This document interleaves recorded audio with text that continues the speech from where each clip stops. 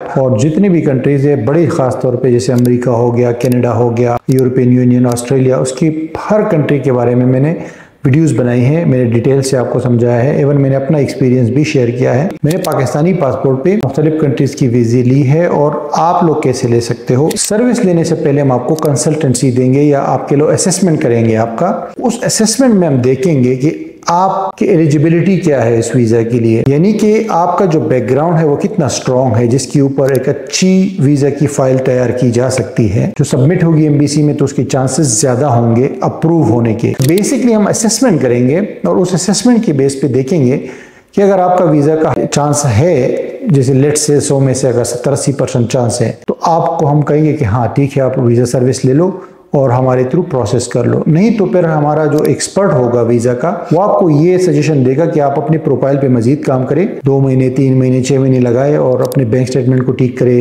अपने दूसरे जो डॉक्यूमेंटेशन है उसको ठीक करे और जेन्युइन रियल तरीके से ओरिजिनल डॉक्यूमेंट्स लगा के आप दोबारा जो है फिर अप्लाई करें। अस्सलाम वालेकुम व्यूअर्स, क्या हाल है आपका? उम्मीद है आप ठीक होंगे, मज़े में होंगे। जैसे कि आपको पता है कि ये जो हमारा चैनल है सिर्फ वीज़ाज़ के हवाले से है, इमिग्रेशन के हवाले से है, जिसमें मैं आपको वीडियोस के थ्रू टिप्स वगैरह भी देता हूँ और साथ में जो है आपको हम सर्विसेज भी प्रोवाइड करते हैं मुख्तलिफ कंट्रीज़ के वीज़ाज़ के हवाले से, और स्पेशली कंसल्टेंसी की सर्विस हम प्रोवाइड करते हैं।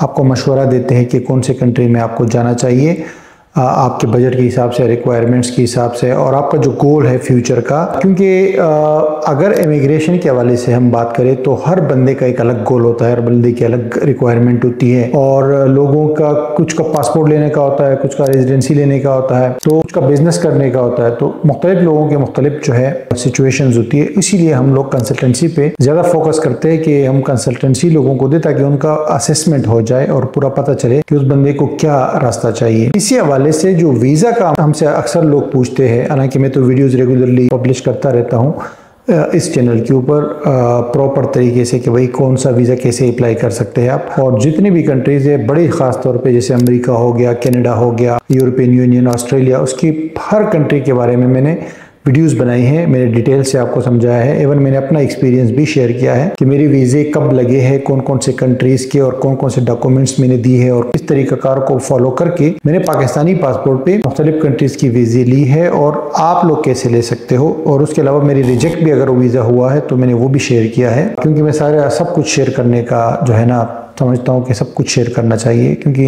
इंसान से गलती भी होती है। तो बेसिकली विजिट वीज़ा के हवाले से अभी बहुत सारे लोग हमें रब्ता करते हैं, तो विजिट वीज़ा का काम हमने कुछ अरसे के लिए बंद किया था, हम नहीं कर रहे थे, स्पेशली जो शेंगन वीज़ा, यूके, यूएसए वगैरह की वीज़े।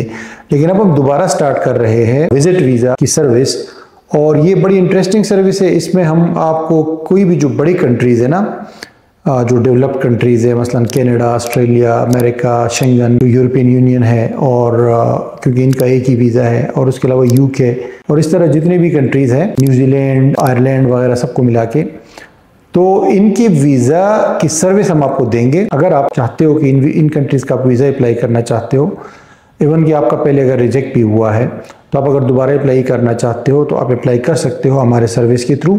लेकिन सर्विस लेने से पहले हम आपको कंसल्टेंसी देंगे या आपके लोग असेसमेंट करेंगे आपका। उस असेसमेंट में हम देखेंगे कि आपकी एलिजिबिलिटी क्या है इस वीज़ा के लिए, यानी कि आपका जो बैकग्राउंड है वो कितना स्ट्रॉन्ग है, जिसके ऊपर एक अच्छी वीज़ा की फाइल तैयार की जा सकती है। जो सबमिट होगी एम्बेसी में तो उसके चांसेस ज़्यादा होंगे अप्रूव होने के।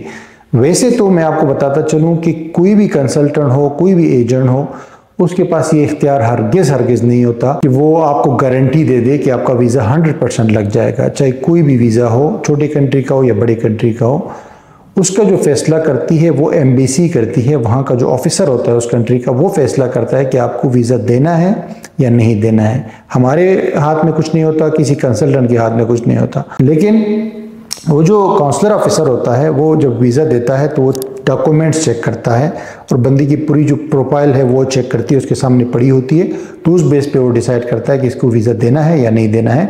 तो मैं इस चीज़ की बात कर रहा हूँ कि चांसेस आपके बढ़ जाते हैं अगर आपकी एलिजिबिलिटी अच्छी है, आपका बैकग्राउंड अच्छा है और आपकी फाइल प्रिपरेशन और आपके डॉक्यूमेंटेशन जो है वो तरतीब से है, तो फिर जो है आपके लिए मतलब अप्रूवल के चांसेस बढ़ जाते हैं। गारंटी अगेन मैं नहीं कह रहा कि आपको गारंटी से वीज़ा मिलता है, ठीक है। बेसिकली हम असेसमेंट करेंगे और उस असेसमेंट के बेस पे देखेंगे कि अगर आपका वीज़ा का चांस है, जैसे लेट से 100 में से अगर 70-80% चांस है तो आपको हम कहेंगे कि हाँ ठीक है, आप वीज़ा सर्विस ले लो और हमारे थ्रू प्रोसेस कर लो। नहीं तो फिर हमारा जो एक्सपर्ट होगा वीज़ा का, वो आपको ये सजेशन देगा कि आप अपने प्रोफाइल पे मजीद काम करें, 2 महीने 3 महीने 6 महीने लगाए और अपने बैंक स्टेटमेंट को ठीक करे, अपने दूसरे जो डॉक्यूमेंटेशन है उसको ठीक करे और जेन्युइन रियल तरीके से ओरिजिनल डॉक्यूमेंट्स लगा के आप दोबारा जो है फिर अप्लाई करें। तो अब जो हमारी कंसल्टेंसी है, जो असेसमेंट हम करेंगे, हमारा बंदा जो आपसे कॉल पे बात करेगा बाकायदा अपॉइंटमेंट लेके, जब आप बात करोगे हमारे वीज़ा एक्सपर्ट से जो ऑलरेडी सब्जेक्ट के ऊपर बहुत सारे जो है ना लोगों की वीज़े अप्लाई करवा चुका है, उसमें से बहुत सारे लोगों की वीज़े लगी भी है, कुछ के रिजेक्ट भी हुए हैं। वंस अगेन मैं ये नहीं कह रहा कि 100% अप्रूव हो जाएंगे, कुछ के रिजेक्ट भी हो जाते हैं वीज़े, चाहे केस स्ट्रॉन्ग भी क्यों ना हो। तो बेसिकली कहने का मकसद ये है कि हमारा जो एक्सपर्ट होगा वीज़ा का, विजिट वीज़ा का एक्सपर्ट, वो देखेगा आपकी पूरी प्रोफाइल को और उसके बाद जो है फिर वो करेगा। इसके लिए वो आप अपॉइंटमेंट लोगे हमसे और एक ख़ास टाइम में फिर आप आके उससे व्हाट्सएप पे, कॉल पे या जूम कॉल पे बात करोगे। वो आपके पूरे पॉइंट्स नोट करेगा और आपका पूरा जो प्रोफाइल है उसको असेस करेगा। उसके बाद जो है वो आपको अपना फीडबैक देगा कि आपको कब अप्लाई करना चाहिए और कौन से कंट्री का अप्लाई करना चाहिए। और आपके जहन में अगर कोई कंट्री है तो वो आप बताएंगे, उसको अपनी पूरी सिचुएशन बताएंगे। और अगर उस टाइम आप रेडी नहीं हो, यानी आप एलिजिबल अभी नहीं हो हमारे क्राइटेरिया के हिसाब से, हमारे एक्सपर्टीज़ के हिसाब से, तो आपको थोड़ा वेट करके कब वीज़ा अप्लाई करना चाहिए। ठीक है जी, ये सारी चीज़ें डिस्कस करेगा वो आपसे 20 मिनट, 30 मिनट, 40 मिनट, 1 घंटा, जितना भी मतलब एक कॉल होगी छोटी सी 30-40 मिनट की, उसमें ये सारी चीज़ें वो आपसे मालूमात लेके असेसमेंट करेगा। तो बेसिकली ये जो कंसल्टेंसी सर्विस या असेसमेंट सर्विस है, इसकी चार्जेस हैं 15,000 पाकिस्तानी रुपीज़, चूँकि इतने नहीं है, यूरोज़ में ये कोई 40+ यूरोज़ बनते हैं। तो ये जो चार्जेस है इसमें आपकी असेसमेंट हो जाएगी, जो कि आपको ज़रूर करनी चाहिए। ठीक है, और अगर बाद में आप एलिजिबल हुए और आपने सर्विस लेना चाहिए कि आप सर्विस ले रहे हो, तो ये जो 15,000 आपने दी है ये उस सर्विस फीस में एडजस्ट हो जाएंगे। ठीक है, यानी आपको देने की ज़रूरत नहीं है। ये मतलब आप वो कंसल्टेशन असेसमेंट आपकी फ्री हो जाएगी जब आप ये सर्विस लेंगे हमारी, यानी वीज़ा हम आपका प्रोसेस करेंगे और पूरी फाइल बनाएंगे। और वीज़ा प्रोसेसिंग में फिर हर बंदे की डिफरेंट सिचुएशन होती है। कुछ लोगों के पास डॉक्यूमेंट्स जो है उसमें टाइम लगता है, कुछ लोगों का ये होता है कि वो कहते हैं फॉर्म भी हमारे लिए फिल करो और सारी चीज़ें करो। तो वो अगर करता है हमारा बंदा तो फिर थोड़ा सा मतलब उसमें ज़्यादा एफर्ट करनी पड़ती है। और साथ में कुछ लोग कहते हैं कि अपॉइंटमेंट वो खुद लेंगे या हम अपॉइंटमेंट लेके दें, क्योंकि आजकल आपको पता है कि एम्बेसी से अपॉइंटमेंट लेना वीज़ा के लिए ये बहुत बड़ा जो है एक चैलेंज बन जाता है।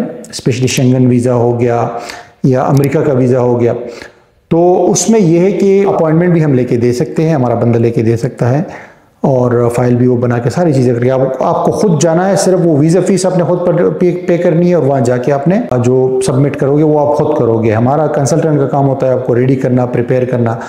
और हर वीज़ा की अलग चार्जेस है। प्रोसेसिंग फ़ीस जो मैं कह रहा हूँ, कंसल्टेंसी या फाइल प्रिपरेशन की फ़ीस अलग है, क्योंकि कुछ कंट्रीज़ में डॉक्यूमेंट्स पूरे तैयार करने पड़ते हैं, कुछ में सिर्फ आपको जो है ना फाइल फिलिंग, जो फाइल है वो फिल करते हैं और साथ में मशवरे देते हैं और असेसमेंट भी करते हैं। जैसे अमेरिका, उसमें डॉक्यूमेंटेशन नहीं चाहिए होती, आपको खुद जाना होता है, वहाँ पे इंटरव्यू होता है, लेकिन आपको इंटरव्यू के लिए तैयार करते हैं और आपकी फ़ाइल फिल करने में भी मदद करते हैं हमारा एक्सपर्ट जो होता है।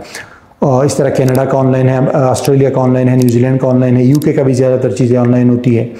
तो कुछ कंट्री में डॉक्यूमेंट ज़्यादा चाहिए होते हैं, कुछ में नहीं चाहिए होते हैं, कुछ में ऑनलाइन काम होता है, कुछ में ऑफलाइन होता है। तो हर कंट्री का अलग अलग है ना, तो इसलिए हम उस हिसाब से आपको प्रोसेसिंग फ़ीस उस टाइम बताएंगे जब ये आपके रिक्वायरमेंट्स का पूरा पता चलेगा कि आपका ये केस में कितना काम है। लेकिन जो स्टार्ट में असेसमेंट की मैं बात कर रहा हूँ, ये कंसल्टेंसी, ये 15,000 फीस है जिसमें आपकी असेसमेंट होगी और आपको कंसल्टेंसी दी जाएगी और आपका पूरा आपको खुद भी समझ आएगा। तो ये बहुत बेनिफिशियल सर्विस हम स्टार्ट करने जा रहे हैं।